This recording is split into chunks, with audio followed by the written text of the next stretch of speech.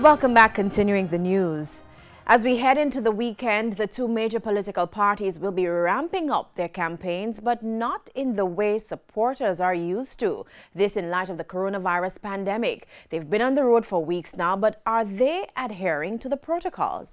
Election campaigning in times of a global health pandemic. COVID-19 has placed a damper on the usually festive atmosphere during the political season. Or has it? We've been monitoring the pages of both political parties as well as some of the candidates. It is clear that ahead of the September 3 polls, it will be challenging to maintain physical distancing, and mask wearing is also proving to be a problem. Let's begin with the party leaders. This video of PNP President Dr. Peter Phillips was posted on August 12. He's wearing a mask, but not all of the people around him. Additionally, there was a lot of hugging and shaking hands. According to the health guidelines, this is a no-no during the pandemic. This video of JLP leader Andrew Holness was posted a few days before on August 8. In it, Mr. Holness was surrounded mainly by his security detail who were masked up.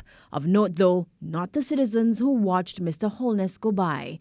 We then came across these of Tourism Minister Ed Bartlett. They were posted on July 21. No masks, no physical distancing. Just like in this video posted by the PNP's candidate for Northwest St. Anne, Dr. Dayton Campbell, on August 5. Of note, other senior members of the party, including the co-campaign director Peter Bunting and PNP General Secretary Julian Robinson, were also in the crowd without masks. In announcing the election date this week, Prime Minister Andrew Holness said there will be protocols in place to prevent the spread of the coronavirus during the political season. The parties have met to finalize the rules. Once that is done, then I will place them in the Disaster Risk Management Act as orders, which means consequences will flow for breaches.